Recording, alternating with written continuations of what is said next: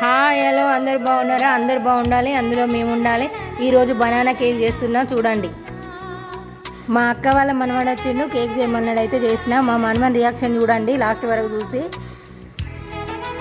మీకు నచ్చితే like, share, subscribe, comment చేయండి.